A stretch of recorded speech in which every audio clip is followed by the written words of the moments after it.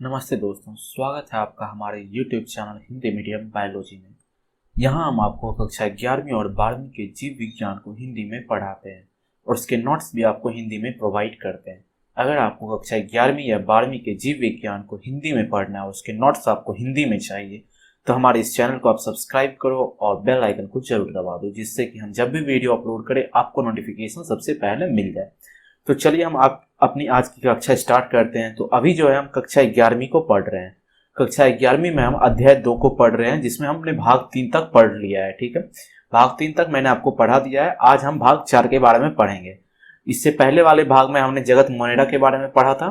ठीक है, आज जो है हम जगत प्रोटिस्टा के बारे में पढ़ेंगे। ठीक है, चलिए देखते हैं जगत प्रोटिस्टा क्या होता है। तो प्रोटिस्टा सरल यूकैरियोटिक जीव होते हैं। ठीक है, प्रोटिस्टा प्रकृति में एक कोशिकीय होते हैं, लेकिन उन्हें कोशिकाओं के उपनिवेश के रूप में भी पाया जा सकता है। ठीक है, अधिकांश प्रोटिस्ट पानी, नम स्थलीय वातावरण या यहाँ तक कि परजीवी के रूप में भी रहते हैं। ठीक है, तो प्रोटिस्टा एक यूकैरियोटिक जीव है। इससे जो पहले हमने पढ़ा था वो क्या पढ़ा था? प्रोकैरियोटिक जीव। मोनेरा जगत में क्या था? प्रोकैरियोटिक जीव था। लेकिन यूकैरियोटिक जीव किसमें आ गया? प्रोटिस्टा जगत में क्या होगा? सिर्फ यूकैरियोटिक जीव होगा। ठीक है, और प्रोटिस्टा जगत में जो यूकैरियोटिक जीव होंगे वो कैसे होंगे? तो एक कोशिकीय होंगे। कैसे होंगे? तो एक कोशिकीय होंगे, मतलब एक कोशिका के बने हुए होंगे। ठीक है, लेकिन उन्हें कोशिकाओं के उपनिवेश के रूप में ही पाया जा सकता है। उपनिवेश में क्या होता है? कॉलोनी होता है, मतलब एक जगह जो बहुत सारे प्रोटिस्टा रह सकते हैं। ठीक है, बहुत सारे एक कोशिका प्रोटिस्टा रह सकते हैं, तो उनको क्या कहते हैं हम लोग? कोशिकाओं के उपनिवेश। ठीक है, कोशिका के उपनिवेश के रूप में भी पाया जा सकता है। ठीक है, अधिकांश प्रोटिस्ट पानी, नम स्थलीय वातावरण या यहाँ तक कि परजीवी के रूप में रहते हैं। अधिकांश प्रोटिस्ट जो है वो कहाँ रहेंगे? पानी में रहेंगे। ठीक है, या नम स्थलीय वातावरण में रहेंगे। ठीक है, और कभी कभी परजीवी के रूप में भी रहते हैं। ठीक है, परजीवी क्या होता है? जो दूसरों के ऊपर डिपेंडेंट रहता है अपने भोजन के लिए। ठीक है, तो चलिए आगे देखते हैं प्रोटिस्टा। ठीक है, तो प्रोटिस्टा शब्द जो है ग्रीक शब्द प्रोटिस्टोस से लिया गया है। ठीक है, प्रोटिस्टा शब्द ग्रीक शब्द प्रोटिस्टोस से लिया गया है। ठीक है, जिसका अर्थ होता है सबसे पहले। ठीक है, प्रोटिस्टा का कहां से लिया गया? प्रोटिस्टा शब्द ग्रीक शब्द से लिया गया है। ठीक है, क्या है ग्रीक शब्द? तो प्रोटिस्टोस है, जिसका अर्थ क्या होता है? सबसे पहले। ठीक है, सभी एकल कोशिका वाले यूकैरियोट्स को प्रोटिस्टा जगत में रखा जाता है। ठीक है, जितने भी एकल कोशिका वाले यूकैरियोट्स, मतलब हम लोग भी यूकैरियोट्स हैं, लेकिन हम लोग क्या है? तो बहुकोशिकीय जीव है। हम लोगों में बहुत सारे जीव होंगे, लेकिन जो एक कोशिका वाले यूकैरियोट्स हैं, जिसमें भी एक कोशिका पाया जाएगा, जिस यूकैरियोट्स में भी एक कोशिका वाले जितने भी यूकैरियोट्स होंगे उनको कहाँ रख देंगे? प्रोटिस्टा जगत में रख देंगे। ठीक है, तो वही यहाँ पे लिखा हुआ है कि सभी एकल कोशिका वाले यूकैरियोट्स को प्रोटिस्टा जगत में रखा जाता है। ठीक है, क्राइजोफाइट्स, डायनोफ्लैजेलेट्स, युग्मनॉइड, ठीक है, स्लाइम मोल्ड्स और प्रोटोजुआ प्रोटिस्टा के अंतर्गत आते हैं। ठीक है, ये सारे जो किसमें आते हैं? प्रोटिस्टा के अंतर्गत आते हैं। ठीक है, जैसे क्राइजोफाइट्स, डायनोफ्लैजेलेट्स, युग्मनॉइड, स्लाइम मोल्ड्स और प्रोटोजोआ प्रोटिस्टा के अंतर्गत आते हैं। और इन सब के बारे में हम लोग आगे डिटेल में थोड़ा पढ़ेंगे। ठीक है, प्रोटिस्टा के सदस्य मुख्य रूप से जलीय होते हैं। प्रोटिस्टा के सदस्य क्या होते हैं? मुख्य रूप से जलीय होते हैं, मतलब ये जल में ही पाया जाएगा। ठीक है, जलीय होते हैं मतलब ये एक्वेटिक एनिमल होते हैं। कहाँ पाए जाएंगे? ये सिर्फ जल में पाए जाएंगे, जलीय जीव होंगे। ठीक है, कहाँ पाए जाएंगे? सिर्फ तो जल में पाए जाएंगे, जैसे समंदर में पाए जाएंगे, कुछ नदी में पाए जाएंगे। ठीक है, लेकिन ये कहाँ पाए जाएंगे? सिर्फ जल में ही पाए जाएंगे। तो ये क्या होते हैं? मुख्य रूप से जलीय जीव होते हैं। ठीक है, तो प्रोटिस्टा के सदस्य मुख्य रूप से जलीय होते हैं। ठीक है, यूकैरियोट्स होने के कारण प्रोटिस्टन कोशिका के शरीर में एक अच्छी तरह से परिभाषित नाभिक और अन्य झिल्ली से अंग बंधे हुए होते हैं। ठीक है, यूकैरियोट्स होने के कारण क्या है? तो प्रोटिस्टा मैंने आपको इससे पहले बताया, प्रोटिस्टा क्या है? यूकैरियोटिक जीव है। तो यूकैरियोटिक जो जीव और प्रोकैरियोटिक जीव, इसमें मैंने आपको इससे पहले वाले में भी डिफरेंस बताया था कि क्या क्या अंतर होता है। तो यूकैरियोटिक जीव में क्या होगा? तो प्रोकैरियोटिक जीव में क्या होता है कि वहां कोशिका जो अंग है वो अनुपस्थित रहता है, कोशिकांग अनुपस्थित रहता है, नग्न डीएनए रहता है। लेकिन इसमें क्या होगा? कोशिकांग उपस्थित होगा। ठीक है, प्रवासित नाभिक जो यहाँ दिया हुआ है, तो वो सब क्या होगा? अन्य झिल्ली से जो है, किसी भी अन्य झिल्ली से अंग से बंधे हुए होंगे। ठीक है, जैसे कोशिका झिल्ली हो गई, तो उसी तरह से सब चीज से बंधे हुए होंगे। ठीक है, तो क्या होगा? यूकैरियोट्स और प्रोकैरियोट्स। ठीक है, तो ये क्या होंगे? यूकैरियोट्स जीव होंगे। तो यूकैरियोट्स जीव होंगे तो इसमें क्या होगा? कोशिकांग उपस्थित होगा। ठीक है, तो ये सब चीज का इसमें मिश्रण होगा। ठीक है, अगर आपको प्रोटिस्टा और यूकैरियोट और प्रोकैरियोट्स के बारे में नहीं पता है तो आप बेसिक ऑफ बायोलॉजी में देख सकते हैं कि यूकैरियोट्स और प्रोकैरियोट्स क्या होता है। ठीक है, और इससे पहले वाले भाग में मैंने बताया कि यूकैरियोट्स क्या होते हैं, प्रोकैरियोट्स क्या होता है। अगर आपने उसको अच्छे से पढ़ा होगा तो आपको यूकैरियोट्स और प्रोकैरियोट्स पता होगा। ठीक है, फिर भी मैं आपको बताता हूँ कि यूकेरियोट्स क्या हो गए। यूकेरियोट्स हो गए जिसमें कोशिकाएं उपस्थित होंगे, ठीक है, जिसमें डीएनए जो होगा, न्यूक्लियस जो होगा, उसके चारों ओर नाभिक जो होगा, उसके चारों ओर एक झिल्ली होगा, ठीक है, नाभिक परत होगा, ठीक है। लेकिन प्रोकैरियोट्स में वैसा कुछ नहीं होगा, ठीक है। तो चलिए अब आगे देखते हैं। कुछ में कशाभिका या पक्षम होता है। पक्षम किसको कहते हैं? सीलिया को कहते हैं, ठीक है। पक्षम्भ या पक्षम ये क्या कहते हैं? सीलिया को कहते हैं। तो कुछ में क्या होगा? कशाभिका होगा या कुछ में पक्षम होगा, ठीक है, सीलिया होगा। तो कशाभिका क्या होता है? जो फ्लैजिलम होता है, जो देखे होंगे जब मैंने इससे पहले आपको फिगर बना के समझाया, तो उसमें जो मैंने फ्लैजिलम बोला था, ठीक है, वो ही क्या होता है? कशाभिका होता है, ठीक है। जो पीछे पूंछ के जैसा निकला हुआ होता है वो क्या होता है? कशाभिका होता है। तो वो क्या मदद करता है प्रोटिस्टा को? तो वो एक जगह से दूसरे जगह तक जाने में मदद करता है, ठीक है। जैसे आप यहाँ पे देखिए फिगर है, ठीक है, इसमें देखिए, रुकिए मैं दिखा रहा हूं आपको। एक फिगर है यहाँ पे, आप उसमें देखोगे,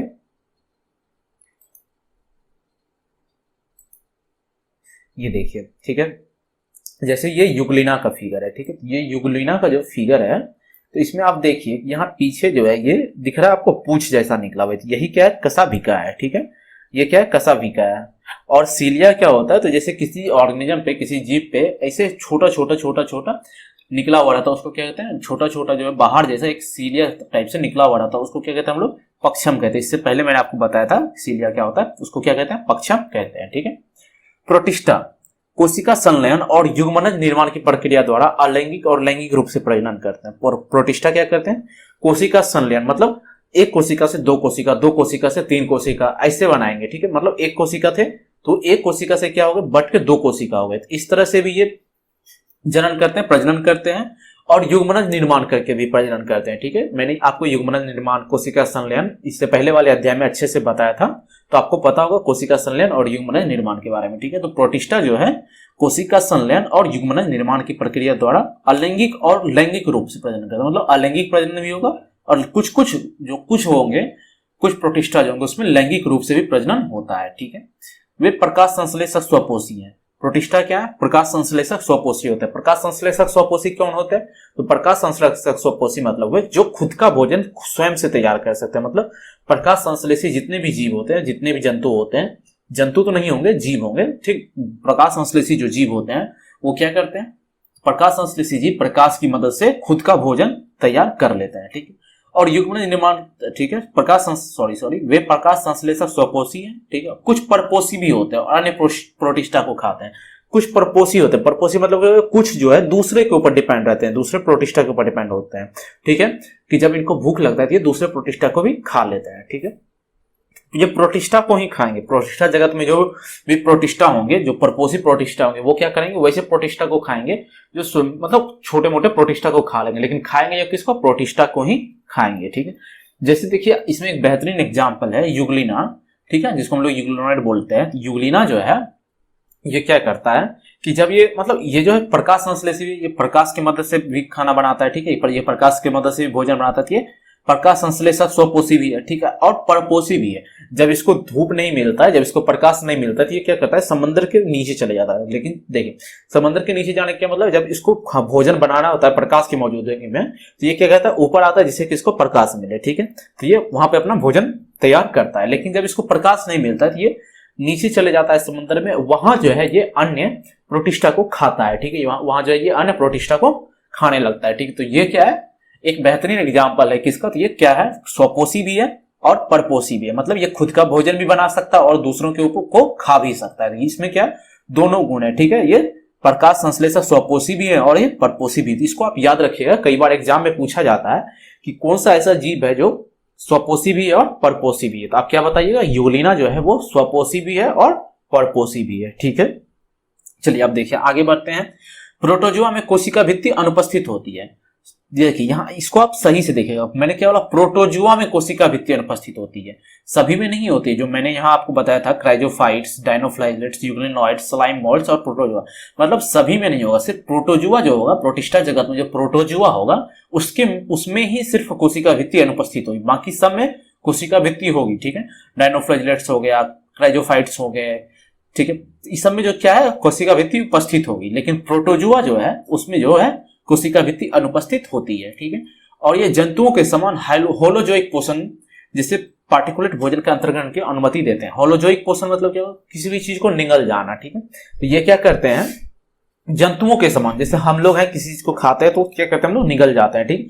तो उसी तरह ये भी क्या करता है, होलोजोइक पोषण को दर्शाते हैं, ठीक है। ये क्या करते हैं, होलोजोइक पोषण करते हैं, ठीक है। प्रोटोजोआ में जो है कोशिका भित्ति अनुपस्थित होती है और ये जंतुओं के समान होलोजोइक पोषण करते हैं, ठीक है। आप इसको याद रखिएगा, ठीक है। चलिए अब देखते हैं क्राइजोफाइट्स। मैंने आपको बताया ना कि हम जो है इसमें आपको क्राइजोफाइट्स हो गए, डायनोफ्लैजेलेट्स हो गए, यूग्लोनाइड हो गए, स्लाइम मोल्ड्स हो गए, प्रोटोजोआ हो गए, इन सब चीज के बारे में जो विस्तार से हम लोग पढ़ेंगे। तो अब जो है हम पहला जो पढ़ते हैं वो क्या पढ़ते हैं, क्राइजोफाइट्स के बारे में, ठीक है। तो इस समूह में डायटम भी शामिल है, ठीक है। क्राइजोफाइट्स में क्या है, डायटम भी शामिल है, ठीक है, जिन्हें गोल्डन शैवाल भी कहा जाता है, ठीक है। क्राइजोफाइट्स में जो डायटम शामिल है उनको क्या कहा जाता है, गोल्डन शैवाल कहा जाता है। डायटम सूक्ष्म एकल कोशिका रूप है। डायटम भी क्या है, सूक्ष्म है और एकल कोशिका जीव है, मतलब इसको मतलब जितने भी एक कोशिका जीव है उसको क्या करते हैं, हम सिर्फ माइक्रोस्कोप से देख सकते हैं, नग्न आंखों से नहीं देख सकते। तो ये क्या है, डायटम सूक्ष्म एकल कोशिका रूप है। जैसे देखिए यहाँ जो है, यहाँ आप देख रहे होंगे कि ये क्या कहलाते हैं, गोल्डन शैवाल है, मतलब गोल्डन शैवाल है। तो यहाँ देखिए ये जो फिगर है यहाँ पे आपको दिख रहा है, तो ये क्या है, डायटम है, ठीक है। ये क्या है, क्राइजोफाइट्स के डायटम है, ठीक है। तो वही है, यहाँ पे क्या लिखा हुआ है, यहाँ पे इस समूह में डायटम भी शामिल है, जिन्हें गोल्डन शैवाल भी कहा जाता है। देखिए डायटम ऐसा दिखता है, ठीक है, गोल्डन शैवाल जो है वो ऐसा दिखता है, ठीक है। डायटम में कोशिका भित्ति सिलिका से जुड़े हुए दो पतले अतिव्यापी कोशिका बनाती है। डायटम में जो कोशिका भित्ति होती है, कोशिका भित्ति मतलब क्या समझिए, सेल वॉल जो होता है, कोशिका भित्ति जो होता है वो सिलिका से जुड़े हुए होते हैं और दो पतले अतिव्यापी कोशिका बनाते हैं, ठीक है। दो पतले पतले अतिव्यापी कोशिका बनाते हैं। डायटम अपने निवास स्थान पे बड़ी मात्रा में कोशिका भित्ति जमा छोड़ देते हैं। जहां पे डायटम्स रहते हैं वहां क्या करते हैं, वो डायटम्स बड़ी मात्रा में, मतलब बहुत ज्यादा मात्रा में वहां पे क्या करते हैं, कोशिका भित्ति जमा छोड़ देते हैं। सेल वॉल जो होता है उनको जमा छोड़ देते हैं, जो कि अरबों वर्षों में जमा होता है, मतलब एक दो दिन में जमा नहीं होता, उसको जमा होने में वर्षों लगता है। अरबों वर्ष में जो है वहां पे कोशिका भित्ति का जो है, मतलब डायटम जो है अपने निवास, जहां पे डायटम रहते हैं, जहां पे डायटम का निवास स्थान होता है वहां पे क्या करते हैं, वो कोशिका भित्ति को जमा करते जाते हैं, जो अरबों वर्षों में जमा होते हैं, ठीक है। तो उनको जो अरबों वर्षों में जो डायटम जमा करते हैं अपनी कोशिका भित्ति को, तो उसको क्या कहते हैं हम लोग, डायटोमियस अर्थ के रूप में जाना जाता है। क्या जाना जाता है, डायटोमियस अर्थ के रूप में जाना जाता है। उस जगह को क्या कहते हैं हम लोग, डायटोमियस अर्थ कहते हैं, ठीक है। इनमें से अधिकांश प्रकाश संश्लेषक है और महासागरों में प्रमुख उत्पादक है। डायटम्स जो है इनमें से अधिकांश जो होंगे वो क्या होंगे, प्रकाश संश्लेषक होंगे, ठीक है। प्रकाश संश्लेषक मतलब स्वयं का भोजन खुद से बना सकते हैं, क्या होंगे, ये स्वपोषी होंगे, ठीक है। तो इनमें से अधिकांश जो है प्रकाश संश्लेषक हैं और महासागरों के में प्रमुख उत्पादक है। प्रमुख उत्पादक है मतलब क्या होगा, बहुत सारे जो जीव हैं इसके ऊपर आश्रित रहते हैं, क्योंकि ये खुद का खाना खुद से बना सकते हैं। लेकिन हर जीव जो है, जितने भी समुद्र में रहने वाले जीव होंगे वो खुद का खाना खुद से नहीं बना सकते, तो वो क्या करते होंगे, इसको खाते होंगे। तो ये क्या होगा, इस महासागरों में प्रमुख उत्पादक हो गए, ठीक है। तो ये लाइन आप समझ गए ना कि इनमें से अधिकांश क्या है, प्रकाश संश्लेषक मतलब स्वपोषी और महासागरों में प्रमुख उत्पादक है, ठीक है। इनमें कशाभिका की कमी होती है, जैसा कि मैंने आपको ऊपर बताया कि फ्लैजिलम होता है, मतलब कशाभिका होता है, पीछे जो पूंछ जैसा निकला होता है वो क्या होता है, कशाभिका होता है। तो डायटम्स में जो है कशाभिका नहीं होगा, ठीक है। तो इसमें क्या होता है, कशाभिका की कमी होती है, ठीक है, कशाभिका अनुपस्थित होती है। और ये मुख्य रूप से इनमें मौजूद हल्के लिपिड भंडारण के कारण तैरते हैं। तो ये कैसे मूव करते हैं, जैसे कशाभिका जो है एक जगह से दूसरे जगह सेल को जाने में, कोशिका को जाने में भी मदद करते हैं, लेकिन इसके अंदर तो कोशिका मतलब कशाभिका है नहीं, ठीक है। डायटम के अंदर कशाभिका तो अनुपस्थित है, तो ये कैसे एक जगह से दूसरे जगह जाएगा। तो इनके अंदर जो है हल्के लिपिड मतलब लिपिड का भंडारण मौजूद होता है, जो बहुत हल्का होता है, जिसके कारण जो है ये एक जगह से दूसरी जगह तैरते हैं, ठीक है। एक जगह से दूसरी जगह तैर के जा सकते हैं। लिपिड का भंडारण जो होता है क्या करता है, इनको हल्का बना देता है, ठीक है, और जिसके कारण जो है ये तैरते हैं, ठीक है, एक जगह से दूसरी जगह तैर सकते हैं। तो इस लाइन को भी आप समझ गए, इनमें कशाभिका की कमी होती है और ये मुख्य रूप से इनमें मौजूद हल्के लिपिड भंडारण के कारण तैरते हैं, ठीक है। कैसे तैरते हैं, तो मुख्य रूप से जो है इसमें हल्के लिपिड भंडारण जमा होते हैं, जिनकी वजह से एक जगह से दूसरी जगह तैरते हैं, ठीक है। डायटम में सिलिका युक्त कोशिका भित्ति होते हैं। डायटम में कैसा कोशिका भित्ति होती है, सिलिका युक्त कोशिका भित्ति होती है, ठीक है। डायटम का जो कोशिका होगा उसमें क्या होगा, सिलिका युक्त होगा, वो सिलिका युक्त कोशिका भित्ति होगी, जो दो अतिव्यापी हिस्सों में निर्मित होती है, जो कि दो अतिव्यापी हिस्सों में निर्मित होती है, ठीक है। जो साबुन बॉक्स के दो भाग फैन प्रकार या प्रोटीट्स केंद्रित प्रकार की जड़ की तरह एक साथ फिट होते हैं। जैसे देखिए आपने साबुन बॉक्स देखा है ना, जिसमें हम लोग साबुन रखते हैं, नहाने वाला साबुन, तो क्या होता है, एक छोटा, जैसे देखिए ये नीचे वाला छोटा जैसा होता है, उसमें हम लोग साबुन रखते हैं, ऊपर से एक ढक्कन रहता है जिसको हम लोग लगा देते थे, कुछ क्या होगा, फैन प्रकार जो वो ऐसा होगा, ठीक है। डायटम्स जो दो अतिव्यापी हिस्सों में निर्मित होते हैं, उसमें से एक हिस्सा जो होगा साबुन के बक्से की तरह दिखेगा, ठीक है, और दूसरा जो होगा पेट्री डिश होगा, केंद्रित प्रकार का। मतलब जैसे देखिए कोई पेट्री डिश हो गया, जैसे एक शीशे की कटोरी होती है ना, छोटा जैसे कटोरी नहीं कहिए, आप जैसे लैब में जाते होंगे तो शीशा का एक बॉल देखते होंगे, ठीक है, तो जिसमें कि हम लोग शीशा का जो कटोरी जैसा बना हुआ रहता है, ठीक है, उसमें जो हम लोग कुछ भी अपना एक्सपेरिमेंट करते हैं, ठीक है, तो वही क्या है, पेट्री डिश कहता है उसको। कुछ कुछ जो आइटम्स हैं उस प्रकार के होते हैं, ठीक है, पेट्री डिश प्रकार के होते हैं, केंद्रित प्रकार के होते हैं, ठीक है, और कुछ जो होते हैं फैन प्रकार के होते हैं, मतलब साबुन के बक्से के जैसे होते हैं, ठीक है, कितना एक साथ फिट होती है, ठीक है, ये दोनों जो एक साथ फिट होते हैं, ठीक है। डाई आइटम की बाहरी दीवार को एपेथिका और भीतरी दीवार को हाइपोथिका कहा जाता है। डाई आइटम का जो बाहरी दीवार होगा, जैसे देखिए मान के चलिए ये एक डाई आइटम है, ठीक है, तो इसका जो बाहरी दीवार होगा इसको क्या कहेंगे हम लोग, एपिथेका कहेंगे, और भीतरी दीवार को क्या कहेंगे हम लोग, हाइपोथेका कहते हैं, ठीक है। अब देखते हैं डायनोफ्लैगेलेट्स, ठीक है, तो देखिए ये जो फिगर देख रहे हैं, डायनोफ्लैगेलेट्स ऐसा ही दिखता है, ठीक है। डायनोफ्लैगेलेट्स कैसा दिखता है, तो ये देखिए ये जो फिगर बना हुआ है यहाँ पे, डायनोफ्लैगेलेट्स बिल्कुल ऐसा ही दिखता है, ठीक है, ऐसा ही जो फिगर है, ऐसा ही जो चित्र है आपके एनसीईआरटी बुक में ही दिया हुआ होगा, ठीक है। तो जैसा कि आपको पता है हम यहाँ सारे एनसीईआरटी के एक एक टॉपिक को कवर करते हैं, उसके हिसाब से आपको नोट्स देते हैं, तो उसी के हिसाब से आपको हम बता रहे हैं, ठीक है। तो डायनोफ्लैगेलेट्स कैसा दिखता है, तो ऐसा दिखता है, ठीक है, तो ये क्या है, डायनोफ्लैगेलेट्स है, ठीक है। अब इसके बारे में देखते हैं। तो डायनोफ्लैगेलेट्स फाइटोप्लैंक्टन के महत्वपूर्ण घटक हैं। डायनोफ्लैगेलेट्स क्या है, फाइटोप्लैंक्टन है, ठीक है, फाइटोप्लैंक्टन के महत्वपूर्ण घटक हैं। उनमें से ज्यादातर समुद्री हैं, लेकिन कुछ ताजे पानी में भी होते हैं। डायनोफ्लैगेलेट्स में जो प्लैंकटन होते हैं वो क्या होते हैं, उसमें बहुत ज्यादातर जो है वो समुद्री होते हैं, लेकिन कुछ जो फाइटोप्लैंक्टन वो ताजे पानी में भी पाए जाते हैं, ठीक है, ताजे पानी में भी होते हैं। उनमें से कुछ जैसे कि गाइनोडियम और गोइनुलियकस समुद्र में बड़ी संख्या में उगते हैं, ठीक है। समुद्र में बड़ी संख्या में कौन उगते हैं, तो गाइनोडियम और गोइनुलियकस जो है समुद्र में बड़ी संख्या में उगते हैं और पानी को लाल बना देते हैं। ये क्या करते हैं, पानी को लाल बना देते हैं, जो कि तथाकथित रेड टाइड का कारण बनते हैं। रेड टाइड मतलब क्या समझा, जैसे देखिए कभी कभी आप समुद्र के किनारे देखते होंगे, जैसे कभी कभी क्या होता है, समुद्र के किनारे जो है लाल लहर आती है। टाइड का मतलब क्या होता है, लहर, पानी का जो लहर आता है ना, उसी को हम लोग टाइड कहते हैं, ठीक है। तो ये क्या करता है, कभी कभी समंदर में जो है लाल लहर आता है, और लाल लहर का कारण क्या होता है, तो लाल लहर का कारण कौन होता है, गाइनोडियम होता है और गोइनुलियकस होता है। ये क्या होता है, जहां पे बड़ी मात्रा में हो जाता है, जहां पे इनकी संख्या बहुत अधिक हो जाती है, तो वहां के पानी को जो है ये लाल बना देते हैं। और कभी कभी जब वहां पे रेड मतलब जब लहर आती है समुद्र के किनारे, तो वहां क्या होता है, लाल लहर आती है, ठीक है, जो कि देखने में बहुत खूबसूरत लगता है। तो आप नेट पे इसका वीडियो ढूंढोगे तो आपको मिल जाएगा, वैसे मैं कमेंट बॉक्स में भी कोई लिंक दे दूंगा जहां पे आप इसको देख सकते हो, ठीक है, कि रेड टाइड कैसा होता है, ठीक है। दो कशाभिके अलग अलग हैं, ठीक है, दो कशाभिके अलग अलग हैं। हेट्रोकोन्ट एक अनुपस्थित कशाभिका और दूसरी अनुरुद्ध कशाभिका है, ठीक है। दो कशाभिकाएं होते हैं इसमें, ठीक है। जैसे देखिए ऊपर ये फिगर था ना, एक देखिए एक ये कशाभिका हो गया और एक यहां से कशाभिका निकला हुआ होता है, ठीक है। तो ये क्या हो गए, दो अलग अलग कशाभिका हो गए, ठीक है। तो दो कशाभिकाएं अलग अलग हैं, जिसको कि एक को हेट्रोकोट, एक अनुपस्थित कशाभिका और दूसरी अनुदैर्ध्य कशाभिकाएं हैं, ठीक है।